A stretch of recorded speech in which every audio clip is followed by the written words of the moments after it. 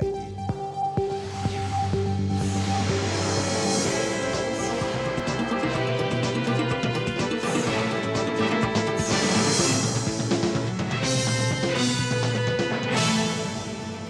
Boa noite. O governo quer liberar a contratação de trabalhadores terceirizados em todos os setores da economia. Por enquanto, a terceirização vale apenas para a prestação de serviços, chamada de atividade meio. Nesta edição do Jornal da Cultura, vamos falar do projeto de lei apresentado hoje pelo Planalto, que regulamenta uma realidade no país. 1/4 dos empregados com carteira assinada já é terceirizada. E veja também outras notícias importantes desta segunda-feira. Pesquisa Nacional de Saúde quer levantar o quadro de diabetes, hipertensão e anemia entre os brasileiros. Expectativa no Supremo Tribunal Federal às vésperas do julgamento dos recursos do mensalão. Olimpíadas abre um mercado de 3 bilhões de reais para fornecedores de equipamentos e materiais esportivos. Crimes cibernéticos aumentam 40% no país e internautas mostram insegurança no uso da web. Eleições primárias na Argentina impõem derrota a aliados da presidente Cristina Kirchner. Buraco engole hotel em Parque da Flórida.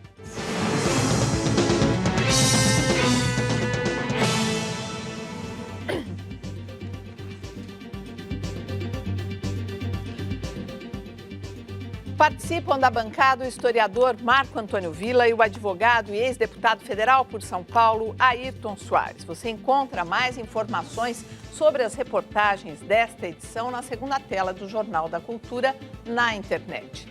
Projeto de lei que libera sem restrições a contratação de mão de obra terceirizada deve ser votado amanhã no Congresso. Na terceirização, a empresa A fecha acordo com a empresa B, encarregada de contratar e registrar funcionários para prestar serviços à empresa A. Atualmente, a lei brasileira proíbe a contratação de profissionais terceirizados que exerçam atividade fim da empresa. Ou seja, uma indústria da área de tecnologia pode contratar seguranças e profissionais de limpeza, mas não engenheiros ou técnicos responsáveis pela linha de produção.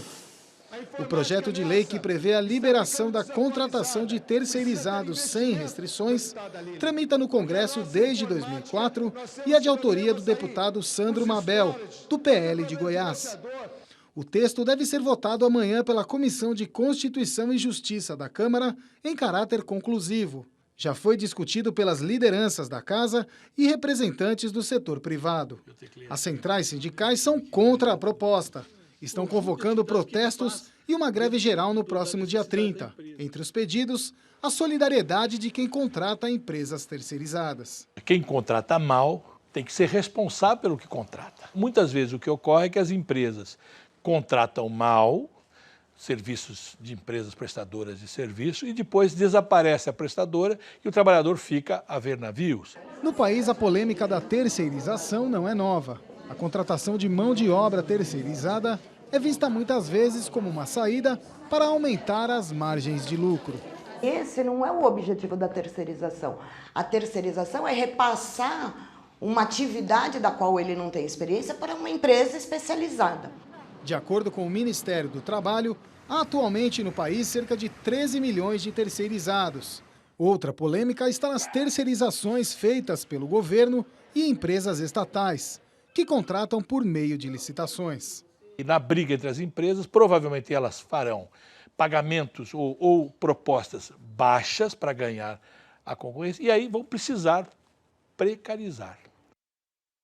Quer dizer, essa é a visão dos sindicatos. Agora, se melhorar a qualidade desses contratos, pode melhorar a condição do trabalhador? Então, eu acho que a lei ela deverá suprir essa lacuna que existe. Porque a lei vai passar a exigir que a empresa que for contratada para a prática de atividades meio, ou seja, eu tenho uma empresa e contrato uma de segurança, contrato uma empresa que vai fazer a limpeza naquele local. Como tem em todo lugar, aqui tem em todo local.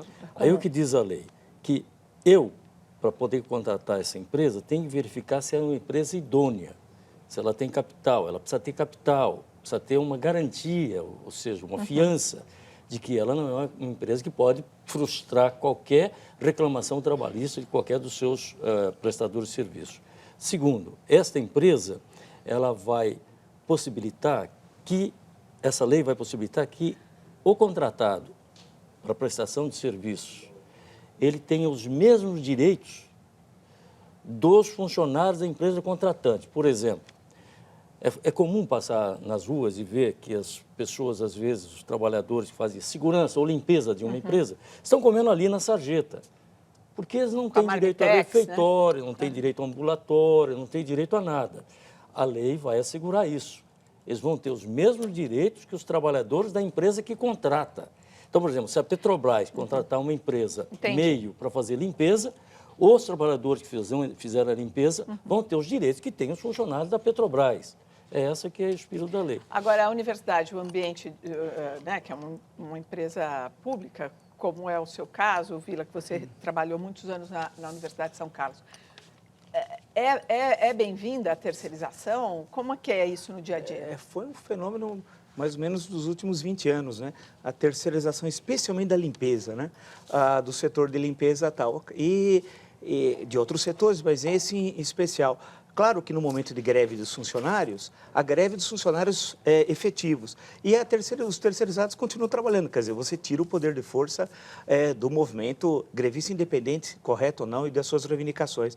Mas o caso, só um parênteses, o caso da Petrobras, muita gente fala que houve uma excessiva terceirização da Petrobras, a questão de problemas da produção, de riscos de trabalho e assim por diante. Uma outra questão rápida de observação, que precisava ler com cuidado o projeto. Mas sem nenhum preconceito, e sendo preconceituoso, o Sandro Mabel propor alguma coisa não é por nada, não. Sandro Mabel é deputado mensaleiro, de Goiás. Conheço ele, a palma da mão, o que ele fez. Então, se ele propõe alguma coisa, sendo bem preconceituoso e não sendo, vocês podem escolher, eu desconfio. E greve geral nunca teve na história do Brasil. O que o líder sindical falou, nós podemos esperar, pode ser no século 22, porque até hoje todas as greves gerais fracassaram. Mas, Paulo, ainda rapidamente, não podemos permitir que sejam extraídos do texto legal a questão das empresas públicas e dos funcionários de entidades do governo, porque isso vai possibilitar que continue. Tem que valer para todos. Tem que valer para todos. E o governo lança uma pesquisa inédita para saber como anda a saúde do brasileiro. A pesquisa do Ministério da Saúde será feita pelo IBGE. A partir de amanhã, começa a coleta de dados em 80 mil domicílios de 1.600 cidades. Através de exames de sangue, urina e de medição de pressão e da circunferência abdominal, o governo quer saber como está o nível de colesterol, diabetes, hipertensão e anemia dos brasileiros. A pesquisa também vai levantar o consumo de sal, álcool e cigarro e levantar informações sobre sedentarismo e a frequência de prática de exercícios físicos. A coleta vai se estender até o final do ano e o processamento dos resultados será no ano que vem. A ideia é manter o banco de dados armazenado para futuras comparações. O Supremo Tribunal Federal retoma nesta quarta-feira o julgamento do mensalão. A primeira decisão define se alguns réus terão direito a novo julgamento. Nessa primeira etapa, os ministros vão decidir sobre uma questão interna, a validade dos embargos infringentes, recurso que poderá levar a um novo julgamento. Só então, o Supremo vai julgar os embargos de declaração apresentados pelos 25 réus condenados. O Jornal da Cultura explica. No STF, são permitidos 2 tipos de recursos. O embargo de declaração, quando se pede ao tribunal esclarecimento sobre um ponto da decisão considerado obscuro, contraditório, omisso ou duvidoso. Esse recurso não tem capacidade de mudar a sentença, mas pode alterar as penas. E os embargos infringentes, que podem ser usados quando a decisão colegiada não é unânime. O réu precisa ter ao menos 4 votos favoráveis. Esse recurso pode modificar a decisão. Se os embargos infringentes forem aceitos, 11 dos 25 réus condenados no esquema do mensalão terão o direito de pedir um novo julgamento. É um caso de réus condenados a mais de 8 anos de prisão e que, por lei, são obrigados a iniciar a pena em regime fechado, como o ex-ministro José Dirceu, o empresário Marcos Valério e a ex-presidente do Banco Rural, Cátia Rabelo. Se o Supremo Tribunal Federal decidir que não cabe mais embargos infringentes, ele não vai fazer uma reapreciação desse caso, então aí ele só vai resolver os probleminhas ali de uma omissão, uma dúvida, e uma vez que ele tomou a decisão sobre essas omissões e dúvidas a serem sanadas, aí é o momento em que começa a aplicação da pena. A retomada do julgamento também pode alterar a situação de deputados condenados: José Genuíno, Valdemar da Costa Neto, Pedro Henri e João Paulo Cunha. Na semana passada, o Supremo condenou o senador Ivo Cassol a 4 anos de prisão por fraude em licitação e decidiu que a perda do mandato cabe ao Senado. Durante o julgamento do mensalão, a maioria dos ministros considerou que a perda do mandato seria automática após o fim do processo. A nova interpretação mudou com os votos dos novos ministros, Teori Zavascki e Roberto Barroso. Eu acho que agora os réus têm mais chances, mas não pode parecer para a sociedade, para a opinião pública, que os réus estão ganhando no tapetão. Por isso, esse julgamento, essa segunda etapa, tem que ser conduzido com muita lisura e com muita preocupação com a imagem que vai se passar para a sociedade brasileira. Vocês acreditam que agora, essa fase do julgamento mensalão, que acontece pós o grito das ruas e tudo mais, pode influenciar ou mudar o encaminhamento e a postura mesmo do Supremo com relação à decisão? Olha, é importante lembrar alguns dados, né? Esse processo é longo. Começou o inquérito 2245, começou em maio de 2005, foi até agosto de 2007. Foram 27 meses de inquérito. O inquérito foi recebido, aceito, pelo Supremo Tribunal Federal em agosto de 2007. E foi até agosto de 2012, 5 anos como ação penal 470, uma ação penal originária do Supremo. Relator, como é sabido, o ministro Joaquim Barbosa. Portanto, já temos 7 anos aí, 7 anos e 3 meses. Aí tivemos o semestre inteiro do ano passado, do dia 2 de agosto até dezembro, 53 sessões, transmitidas ao vivo, a cores e tal. Foram sentenciados, estabelecidas as penas, etc. Tal. Agora vem a fase dos recursos. A dúvida toda é o seguinte, que foi levantada, é se aplica a uma ação penal originária o regimento interno do STF ou não, porque há uma lei 8.038 de 1990, Vamos traduzir tudo isso. A lei que diz o seguinte, que para a ação penal originária, que é que começa no Senado e termina, começa no Supremo e termina no Supremo, não se aplica embargos infringentes, né? Ou seja, essa é a primeira questão, porque se o plenário entender que não, que a lei está equivocada e vale o regimento do que a lei, então, aí tudo bem. Essa é a discussão chave? Essa é a primeira. Essa é a primeira. Sei. Aí se passar, aí vai se analisar embargo por embargo. Agora, se não, acabou o processo aí. Aí a dúvida qual vai ser? Se vai ter a prisão ou não dos sentenciados. O entendimento, levantado até bem pela reportagem, em 2 casos recentes, é que não. Cabe à Câmara dos Deputados, já que são deputados, os 4 citados, o plenário deliberar. Aí vai criar uma situação anômala. Vamos dizer que o plenário diga não. Sei. Então, nós vamos ser o único caso no Brasil, no mundo, em que você vai ter um deputado, manhã e tarde, e que dorme à noite na prisão. O Brasil vai inaugurar uma nova forma de democracia parlamentar. É só no Brasil.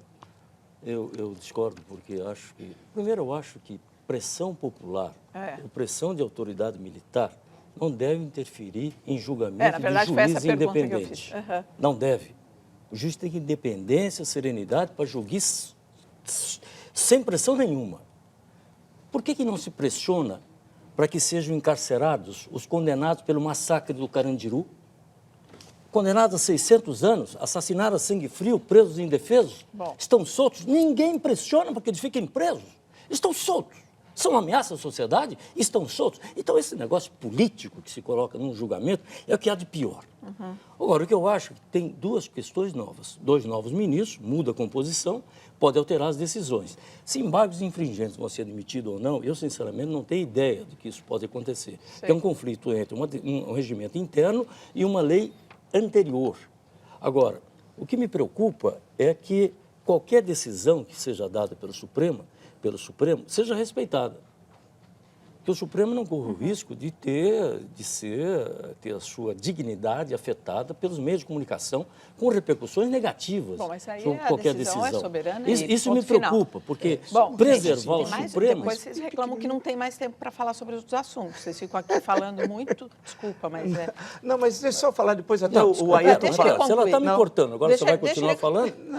Deixa ele concluir, peraí, conclui. Não tem tempo para mim, também não tem para ele. Mas é claro que a lei é para todos, é igual ao Supremo. Vamos lá. Então eu vou terminar rapidamente. Eu acho que essa questão, se o deputado perde o mandato automaticamente ou não, está resolvida. Por quê? Porque a Constituição é muito clara no seu artigo 55. Ele perde o mandato depois que a Câmara, no caso do deputado, ou o Senado, receberem a comunicação da condenação e submeterem ao plenário. Isso está na Constituição. Se precisar, eu declino aqui o artigo. 59 menores fogem da Fundação Casa em Itaquera, na zona leste de São Paulo. 17 foram recapturados. Os internos que não conseguiram escapar iniciaram uma rebelião que durou cerca de 4 horas. Eles colocaram fogo em colchões. 29 funcionários foram feitos reféns e o diretor da unidade, Orlando Vieira Mendes, foi espancado e teve cortes na cabeça. Ele foi internado no Hospital Santa Marcelina, em Itaquera. Em outra unidade, na Vila Leopoldina, na zona oeste da cidade, o motim começou também depois de uma tentativa de fuga. A liberação de 12 reféns foi negociada pela Corregedoria Geral da Fundação Casa, antiga FEBEM. Não houve feridos. O Tribunal de Justiça... Gente, estou continuando o jornal. Ayrton, o jornal. O Tribunal de Justiça do Acre manteve hoje a suspensão das atividades da Telesfree, a empresa vendida de sistema de voz pela internet, mas que é investigada por suspeita de praticar a pirâmide financeira. Houve manifestação em Rio Branco pedindo a volta da Telesfree. Com a decisão de hoje, a suspensão determinada no final de junho está mantida até a conclusão do inquérito. A Telesfree cadastrou cerca de 700 mil pessoas no Acre, 10% da população. O associado é chamado de divulgador e tem a promessa de receber até $100 a cada novo integrante que trouxer para a empresa. Empolgados, muitos venderam bens e compraram várias cotas de divulgador. A pirâmide financeira é uma prática considerada crime com pena prevista no Código Penal. A Telesfree nega e afirma que vende canal de voz pela internet, o sistema VoIP. A Justiça Federal autorizou o governo do estado de São Paulo a ter acesso aos documentos em poder do CAD sobre a suposta formação de cartel em licitações para projetos de metrô e trens. O governador Geraldo Alckmin reafirmou o interesse no esclarecimento das denúncias. Os documentos seguirão diretamente para a Controladoria Geral do Estado, que já tem um processo administrativo sobre o caso. Sebastião de Oliveira Costa, tio-avô de Marcelo Pesseguini, depôs na Polícia Civil de São Paulo e disse não acreditar que o sobrinho tenha cometido os crimes. Desde o início das investigações, 21 pessoas já prestaram depoimento. Hoje, a escola onde Marcelo estudava foi reaberta. Marcelo, de 13 anos, é suspeito de matar os pais, a avó e uma tia-avó na madrugada de segunda-feira e depois se suicidar. Um avião da Esquadrilha da Fumaça caiu hoje de manhã durante treinamento próximo à pista em Pirassununga, no interior de São Paulo. Os capitães João Igor Silva Pivovar e Fabrício Carvalho morreram na hora. O Super Tucano A-29 é usado em patrulhamento nas fronteiras do Brasil. A Força Aérea Brasileira investiga as causas da queda.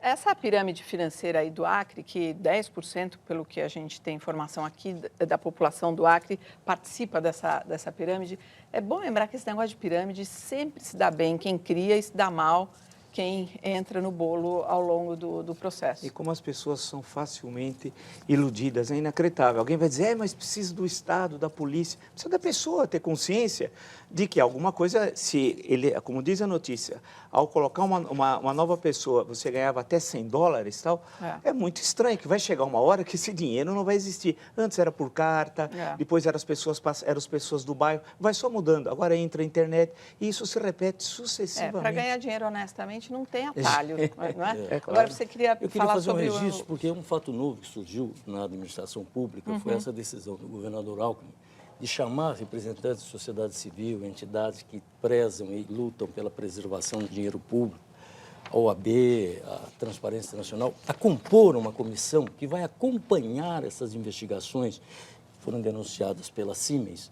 de fraude nas estações do transporte sob trilho em São Paulo. Essa é uma decisão que tem que ser registrada, tem que ser acompanhada por outros governos, tem que ser tida pelo governo federal, porque isso traz à sociedade uma participação direta. Agora, uma transparência. Tem que fazer uma justiça ao CAD.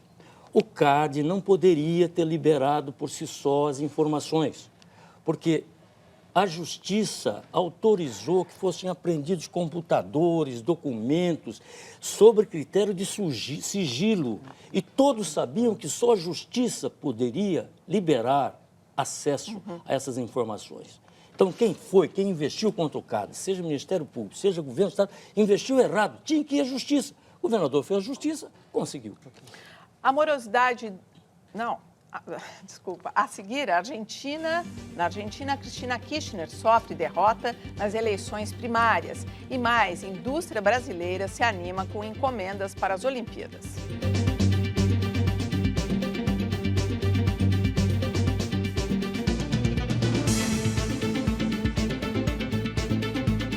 O Comitê Olímpico Rio 2016 busca empresas que forneçam 30 milhões de produtos e serviços. A previsão é que sejam gastos 3 bilhões de reais. Essa pode ser uma grande oportunidade para a indústria brasileira.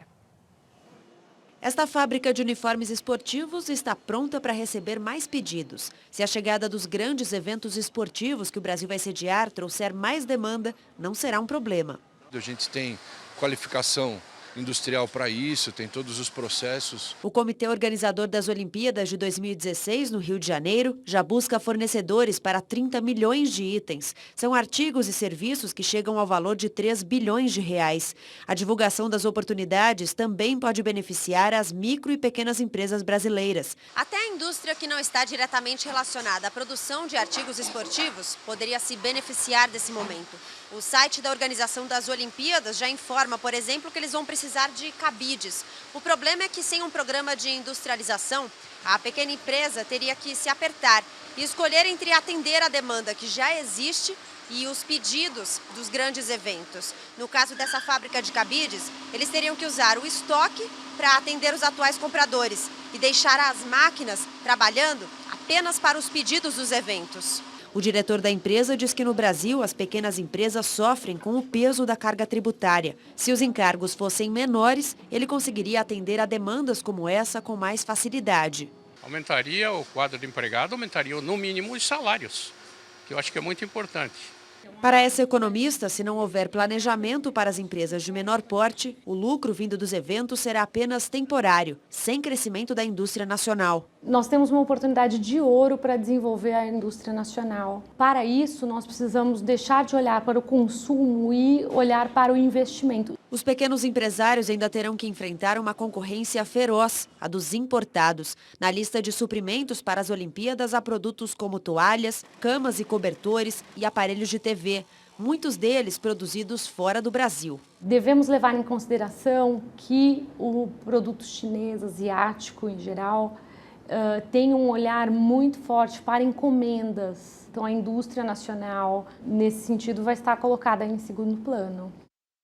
Interessante como essa matéria tem uma ligação direta com a que abriu o Jornal da Cultura hoje, que são as novas regras, o projeto de lei para regulamentar e regularizar a terceirização. Imagina com esse volume de pequenos negócios, o que todo mundo vai estar terceirizando, fabriquinha de fundo de quintal, com todo respeito, mas enfim, tem que ter regras, mas não é esse o ponto central, segundo Vila. Para mim, né? Eu acho isso ótimo, espero que crie-se milhares de empresas, etc., mas grande parte vai vir tudo da China, porque no Natal, 98% dos produtos do Natal, inclusive todos os religiosos, basta passar no Paris, olhar todos os produzidos na China.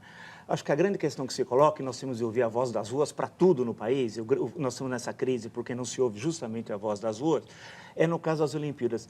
Se o governo vai querer fazer de qualquer jeito, e tem muita gente interessada em grandes negócios, a oposição que não existe no Brasil, por incrível que pareça, ninguém tem coragem de dizer para que Olimpíada. Nós não precisamos ter, nós podemos nos livrar dessa bomba que é a Olimpíada 2016. Vários países quando tiveram eventos internacionais e viram que não tinha condições de organizar, se livraram. A Colômbia tinha a Copa de 86, em 85 ela falou, não dá para fazer. Nós podemos, com 3 anos de antecedência, dizer assim, para quê? Porque para formar atleta, bobagem. O que a Olimpíada vai fazer é muito dinheiro para corrupção, para desviar dinheiro. Nós não precisamos da Olimpíada. É só pegar o que o país vai gastar e quantos hospitais, escolas, etc., poderão ser construídos. Então, esses negócios que vão ocorrer, que foi citado na reportagem, eu acredito, é verdade. Né? Mas isso vai ser uma porcentagem mínima feita a recursos públicos que teriam um outro fim. É um absurdo fazer uma Olimpíada. Foi um momento de megalomaníaca do ex-presidente Lula, com a história da Copa do Mundo e da Olimpíada. A Copa do Mundo vai ocorrer, isso é inevitável. Agora, a Olimpíada é um absurdo. E o Emilson fala exatamente isso aqui, ó, não se iluda. A China vai se oferecer para fornecer esses materiais quase pela metade do preço dos brasileiros. Ô, Paulo, eu acho muito importante a Olimpíada ser realizada no Brasil. Eu acho que o poder público tem condições de fiscalizar a corrupção, os tribunais de conta, o Ministério Público. Basta que estejam atentos aos investimentos que foram feitos. Agora, o que está se esquecendo é quantos esportes o Brasil vai ter atletas para disputar. O que tem sido feito pelo governo federal para incentivar a prática de esportes até então desconhecidos por nós, que fazem parte da Olimpíada? O que nós temos de incentivo para novos talentos que surgem em competições? Qual é a verba destinada a que o Brasil tenha uma participação honrosa nas Olimpíadas? Eu não vejo notícias sobre isso. E a previsão de crescimento da economia brasileira este ano recuou novamente. O boletim Focus do Banco Central, que pesquisa a expectativa do mercado financeiro, mostra a redução de 2,24% para 2,21% para o PIB, que é o Produto Interno Bruto. A inflação deve ficar 5,74% abaixo do teto da meta deste ano, que é de 6,5%. E a gente comentava aqui que seria bom que esses números não fossem, essas previsões, igual a previsão do tempo.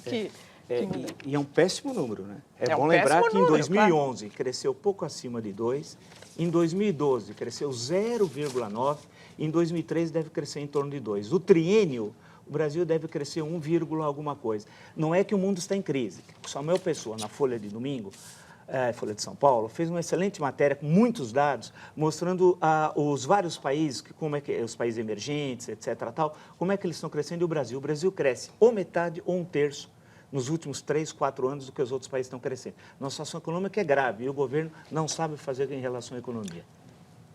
A presidente Dilma Rousseff e o governador Geraldo Alckmin se encontraram hoje para a inauguração do primeiro trecho de etanolduto do estado de São Paulo.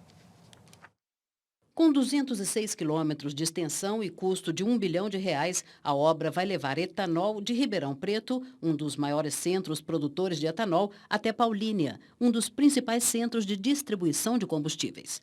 A presidente Dilma Rousseff destacou a parceria entre os setores público e privado na construção do etanolduto e pediu aos empresários que não se esqueçam da hidrovia Tietê-Paraná, que vai transportar etanol da região de Catanduva para Piracicaba, no interior paulista. Estamos apostando muito que o Brasil precisa de uma nova logística. Esta planta, ela mostra o potencial real dessa nova logística. É um projeto inovador. Ele envolve a integração de dutos e hidrovia. Já o governador Geraldo Alckmin lembrou que o estado de São Paulo possui o menor ICMS do Brasil para etanol hidratado e que o objetivo é chegar em 2020 com 2/3 de matriz energética renovável. O mundo tem na sua matriz energética 12,5% de energia renovável. O Brasil tem 45%. São Paulo tem 55%. A nossa meta é chegar a 69% em 2020. E é o combustível limpo, não é? Não, eu espero que esse etanolduto ajude a reduzir o preço do etanol. Uhum. E hoje, eu não sei se vocês viram hoje a capa da Economist, que fala um pouco sobre esse assunto desse crescimento da China, incrível, que o problema é como que ela vai conseguir continuar crescendo sem poluir tanto. É meio difícil. Agora tem novas fontes de energia. O Estadão, não esse domingo, o anterior, não esse, o anterior, falou sobre a questão dos Estados Unidos e o gás de xisto, né? A revolução energética que está significando o gás xisto, eles derrubando o preço da energia nos Estados Unidos. Quer dizer, há outras fontes, no caso ainda é renovável, evidentemente. Agora, o etanol que o Ayrton falou, é inexplicável você chegar em São Carlos, Araraquara, Ribeirão Preto, áreas que você tropeça, só tem cana. E você olhar o preço... Todo esse interior, né? Não, você vai entrando no interior de São Paulo e você vê o preço do etanol, você fala assim, mas não é possível. Muitas vezes em São Paulo é mais barato o preço do etanol do que nas zonas produtoras. É inexplicável. O diretor financeiro da Petrobras, Almir Barbassa, afirmou nesta segunda-feira que a estatal quer um novo aumento nos preços de combustíveis ainda este ano. O reajuste, segundo o executivo, tem como objetivo evitar que o endividamento da estatal aumente ainda mais. E na Argentina, derrota do partido de Cristina Kirchner nas primárias legislativas que ameaça possível terceiro mandato da presidente. No final de semana, cerca de 30 milhões de pessoas foram às urnas escolher os candidatos que vão disputar em outubro os 127 lugares da Câmara e as 24 cadeiras do Senado. O resultado surpreendeu. Em âmbito nacional, os partidos da oposição conseguiram juntos 75% dos votos, enquanto o partido da presidente, Frente para a Vitória, teve 26%. Cristina Kirchner sofreu revés nas províncias de Córdoba, Mendoza, Santa Fé e Buenos Aires, as maiores da Argentina. Os partidos de oposição capitalizaram a revolta da população com os escândalos de corrupção, crescente inflação e aumento da criminalidade. Se o governo perder espaço no parlamento, não vai conseguir aprovar os projetos, entre eles a reforma constitucional, que permitiria o terceiro mandato consecutivo da chefe de Estado. A seguir, Israel divulga nomes de palestinos que serão libertados como parte do acordo de paz. E mais, pesquisa mostra crescimento dos crimes pela internet.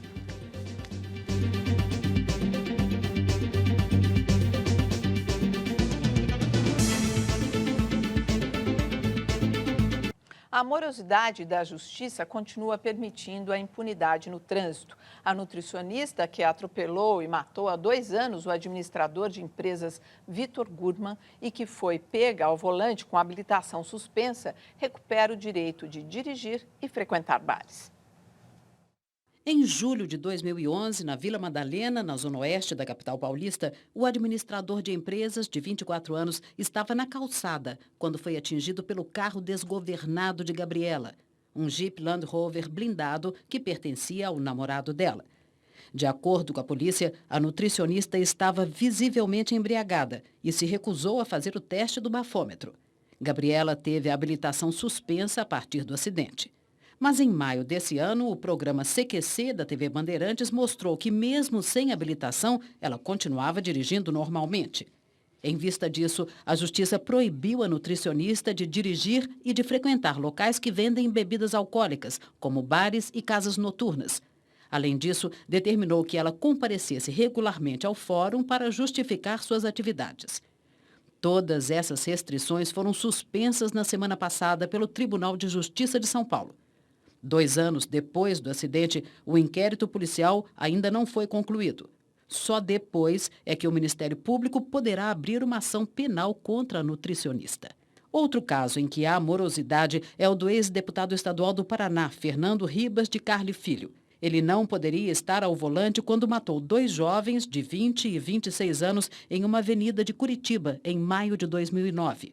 Na época do acidente, o ex-deputado, que renunciou ao mandato, estava com a habilitação suspensa por excesso de infrações de trânsito. O laudo da polícia apontou que Carli Filho dirigia em alta velocidade quando atingiu outro carro, matando os 2 jovens. A coleta de sangue mostrou que o ex-deputado havia ingerido uma quantidade de álcool 4 vezes acima da permitida na época. Mas a Justiça paranaense descartou o resultado do exame por ter sido feito sem o consentimento do motorista. O Ministério Público recorreu e o Superior Tribunal de Justiça reconheceu a validade do exame na semana passada. Agora, o Tribunal de Justiça do Paraná vai julgar se aceita incorporar o resultado do exame ao processo. Indiciado por duplo homicídio, Carli Filho iria a júri popular em março desse ano. Mas a defesa recorreu e uma nova data deverá ser definida. Olha, gente, eu acho que um jeito também de acompanhar uma notícia na televisão é você, em algum momento, se colocar no lugar do outro. E nesse caso, eu acho que se colocar no lugar das famílias, dessas pessoas que morreram. É um tapa na cara dessas famílias, essa morosidade da justiça. O que é o Código de Processo Penal que tem que ser mudado, reformado? Porque imagina a família do Vitor, a família desses dois rapazes, ver isso acontecendo, essas imagens. A legislação permite isso, precisa ser mudada. Há um novo Código de Processo Penal sendo aí aprontado para poder ser utilizado. Agora, me preocupa, claro, a situação das famílias que vêm, que perdeu um ente querido e aí não tem nenhum resultado na justiça, mas me preocupa esta moça dirigindo livremente, podendo frequentar os mesmos locais que ela frequentou, se embriagou e provocou esta morte. Se ela repetir o seu comportamento, ela vai poder produzir os mesmos efeitos. Então, essa decisão do Tribunal de Justiça de São Paulo não pode ser bem recebida por ninguém. Agora, veja a importância do Congresso Nacional. O Código de Processo Penal tem de ser aprovado lá, assim como o Código Penal, que está sendo discutido, o novo tal. A pergunta é para nós, né? Porque a gente sempre reclama dos outros, né? O nosso deputado, o nosso senador, a gente tem de acompanhar, ver como que ele vai votar em relação a essa questão, porque a gente reclama todo dia, basta levantar jornais, revistas ou Jornal da Cultura, quantas vezes nós não falamos da impunidade. Você toca num crime bárbaro, não acontece nada, os crimes de trânsito, então, nem se fala. Então, a gente perguntar para o ficar acompanhando e ver como o nosso deputado, e é fácil saber como ele vota hoje. Aquele que você elegeu? Né, porque a gente fala muito de padrão FIFA de hospital, padrão FIFA de escola, tem padrão FIFA de eleitor também, né? Então, seria bom pensar o padrão FIFA de eleitor, que é aquele que, no mínimo, acompanha o que o seu deputado, que o seu senador vota, porque depois não adianta reclamar. E essa tragédia se repete. A maioria dos eleitores não se lembram do deputado em que votou. Na semana seguinte, muitas vezes, da eleição. Isso que nós temos de mudar, porque nós muitas vezes reclamamos, igual as pirâmides citadas aqui, mas a pessoa que entra é para obter vantagem. Né? Para fazer o atalho. Fazer o atalho. Então, é interessante que ele quer obter vantagem e depois fala, pô, fui roubado, etc. Mas ele quis obter alguma vantagem. No caso do deputado, a gente tem de marcar, porque a gente despreza o poder legislativo. A gente gosta de prefeito, governador e presidente. Isso a gente acompanha. Malemar, mas acompanha. Agora, vereador, deputado estadual, deputado federal e senador, é como se não fosse importante. Grande parte das mazelas da democracia brasileira é o desprezo que a gente tem equivocado ao legislativo, né? Uma pesquisa em São Paulo mostra que o número de vítimas de crimes na internet cresceu 40% em um ano. A repórter Patrícia Monken tem mais informações. Boa noite, Patrícia. Boa noite, Poli. Boa noite a todos. A pesquisa é da Federação do Comércio do Estado de São Paulo e traça um perfil do comportamento do internauta paulistano. O levantamento mostra, por exemplo, que boa parte dos internautas não confiam na segurança da rede. Apesar disso, muitas vezes não tomam os cuidados necessários para se proteger dos crimes. A pesquisa ouviu 1.000 internautas na cidade de São Paulo com idades entre 18 e 70 anos e mostra algumas mudanças em relação ao levantamento anterior, de 2012. Quase 18% disseram já ter sido vítima de crimes virtuais ou ter alguém da família prejudicado, um aumento de 40% em relação a 2012. O crime mais frequente foi a clonagem de cartão de crédito, seguido pelo uso de dados pessoais e desvio de dinheiro da conta bancária. A pesquisa mostra também que o internauta não confia na rede quando o assunto é a segurança dos dados pessoais. Quase a metade acredita que as empresas usam e compartilham essas informações com outras pessoas ou empresas sem autorização. Mais de 70% não confiam no armazenamento dos dados pelos sites, um aumento de quase 50% em relação ao ano passado. Apesar disso, mais de 60% dos entrevistados não têm o costume de ler os contratos ou termos de uso dos sites, onde estão listados os deveres e obrigações das empresas. Apesar do aumento dos crimes e do temor dos internautas, diminuiu o número de pessoas que usam alguma ferramenta tecnológica, como softwares, para evitar a captura de senhas, fraudes e invasões em computadores ou outros dispositivos pessoais. Em 2012, quase 80% usavam esses recursos. Agora, apenas 65%. Eu converso agora com César Lovisaro, ele é especialista em segurança da informação. César, quais são os cuidados que as pessoas devem ter para evitar ser vítimas de fraudes e golpes na internet? Boa noite. Boa noite. Basicamente, os cuidados que devem ter é o que é mais comum, que são as atualizações de antivírus, as suas atualizações de firewall. As pessoas têm que saber em que sites estão navegando, de que forma estão navegando, se prevenir contra ofertas mirabolantes e contra sites que oferecem grandes vantagens, né? Existem mecanismos para que você possa se proteger, como os tokens, os certificados digitais, tokens até nos telefones celulares. Então, existem muitos meios de se proteger. Então, na verdade, o mais importante, saber onde você está indo e o que você está querendo fazer. Em relação aos sites, tem algum sinal ali que as pessoas devem observar que mostra se um site é seguro ou não? Sim, normalmente tem o cadeadinho no canto da página e que dá uma referência e uma boa segurança para que a pessoa saiba que pelo menos está num site seguro. Agora, existem mecanismos para rastrear esse tipo de fraude? A lei brasileira deveria ser mais rigorosa? Existe mecanismo para rastrear, mas se a legislação fosse um pouquinho mais rígida e mais bem definida, eu acho que de 30% a 40% desses crimes seriam coibidos. César, muito obrigada pela sua entrevista. Nós voltamos ao estúdio. Poli. Obrigada, Patrícia. A legislação caminha lentamente também. Não, a legislação não é a legislação específica que está lá tramitando no Congresso. Uma legislação para apurar os crimes praticados via internet. Autoproteção, o cidadão que utiliza a internet tem que tomar cuidado para se proteger? Não, tem que ter uma lei que o proteja. E o Congresso, mais uma vez, a semelhança do que falamos ainda há pouco no Código de Processo Penal, não ultima os preparativos para votar essa nova legislação. E o governo de Israel vai libertar o primeiro grupo de palestinos em troca da retomada do processo de paz. Apesar do sinal de boa vontade, as negociações seguem ameaçadas.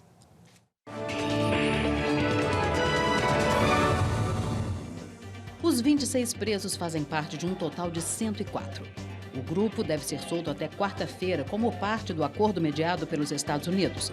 A libertação provocou protestos de israelenses. Para acalmar os ânimos, o presidente Benjamin Netanyahu anunciou a intenção de construir cerca de 1.100 casas novas nos territórios ocupados.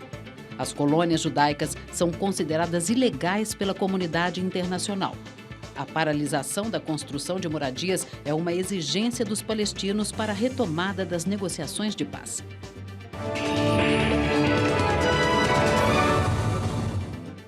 O governo dos Estados Unidos anunciou a reabertura de 17 embaixadas e consulados em países do Oriente Médio, África e Ásia. Os prédios diplomáticos do Iêmen e do Paquistão permanecem fechados. Há uma semana, o Serviço de Inteligência interceptou ameaças terroristas de grupos ligados à rede Al-Qaeda. Na Flórida, parte de um resort afundou depois que uma cratera gigante se abriu embaixo do complexo hoteleiro. 2 prédios desabaram. Os turistas foram retirados a tempo. Não há registro de feridos. O incidente foi a 10 quilômetros dos parques da Disney. Valas são consideradas comuns na região, já que os terrenos sofrem erosão das águas subterrâneas. Mas o tamanho desse buraco assustou autoridades e moradores.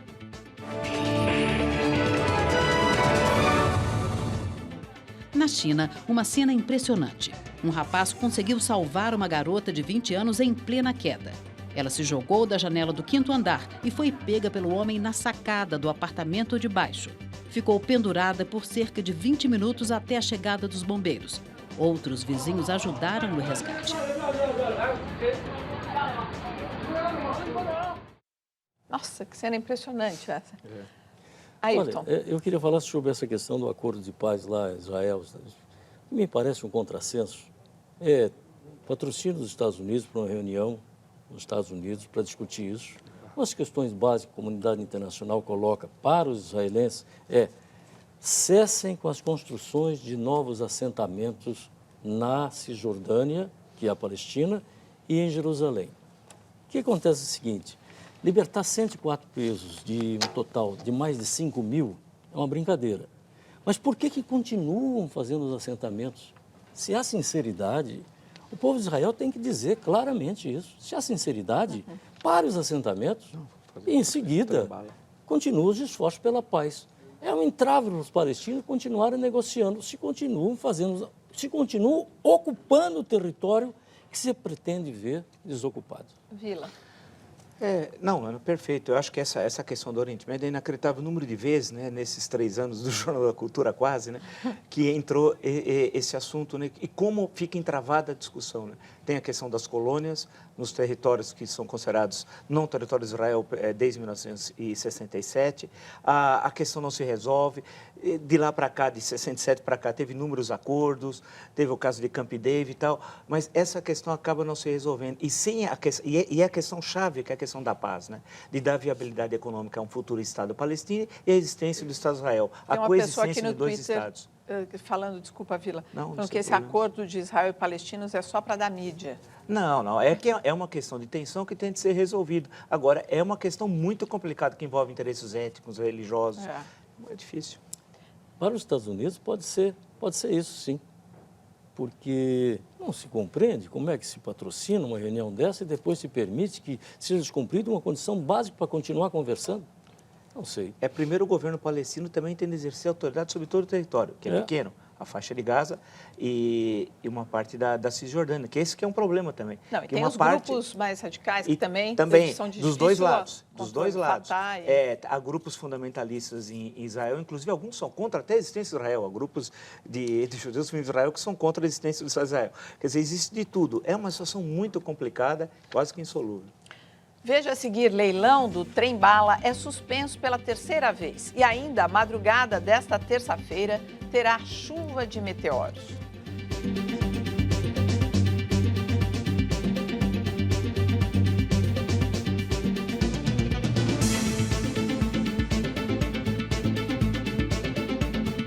Campeonato Brasileiro. Raramente se viu um clube grande como o São Paulo na situação em que ele se encontra agora. A fase em futebolês, a que vira notícia, é a má. Para o São Paulo, a fase está terrível. Perdeu da Portuguesa de Desportos, que está em 17º lugar, quase saindo do grupo da degola, por 2-1, com 2 gols de Diogo, que não chega a ser um grande artilheiro. O São Paulo está em 19º, entre os 4 candidatos ao rebaixamento. Por causa do mau momento, já trocou de técnico. Desistiu de Ney Franco e contratou Paulo Autuori. Não adiantou. A má fase continuou. Na derrota de ontem fez 3 gols. Não valeu nenhum. Olha aí a má fase. O último dos 3, que ia salvar o time do vexame, foi anulado porque Aloísio, jogador do São Paulo, resolveu meter a mão na bola, que já estava entrando. Coisa que nem ele, Aloísio, sabe explicar. É a má fase. Sabe de quem ia ser o gol? De Paulo Henrique Ganso, que precisava muito.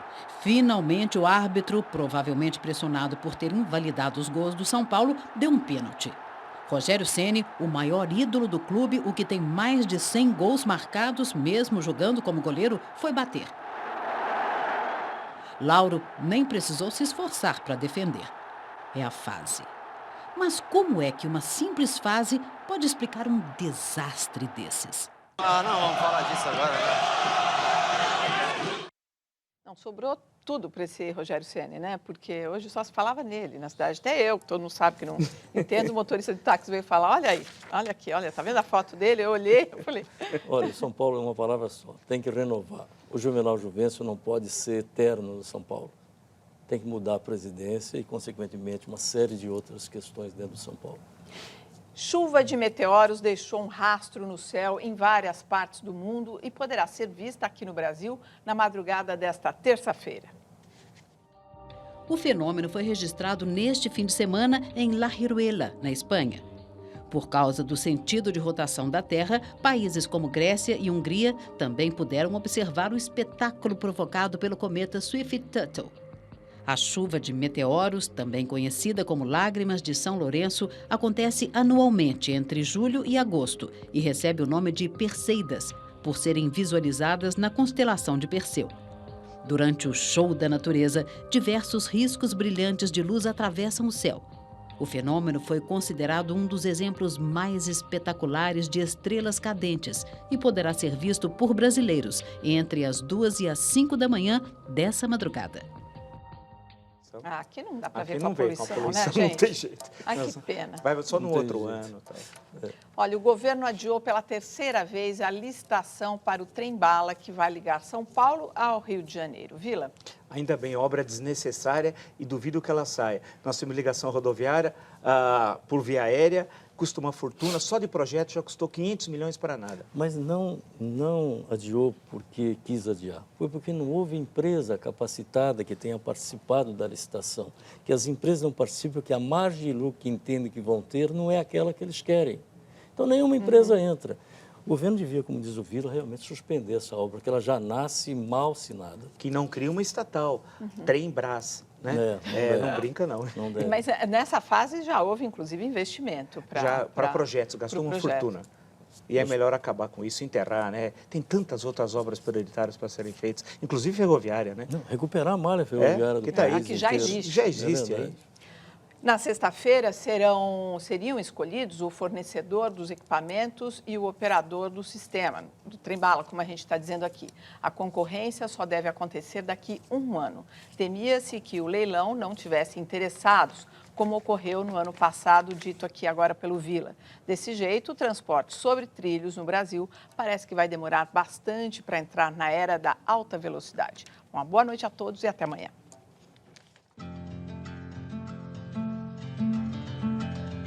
Vou danado pra Catende, vou danado pra Catende, vou danado pra Catende, com vontade de chegar.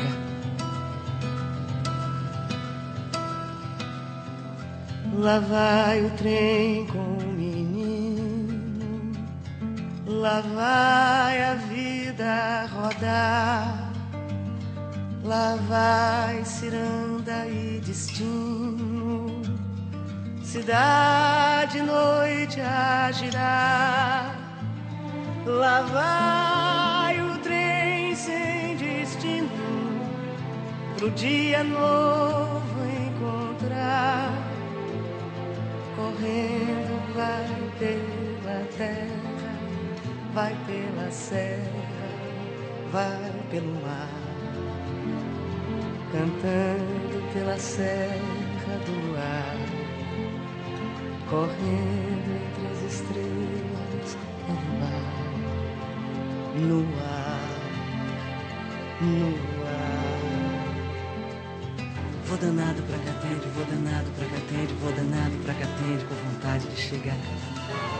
Lá vai o trem sem destino, pro dia novo encontrar.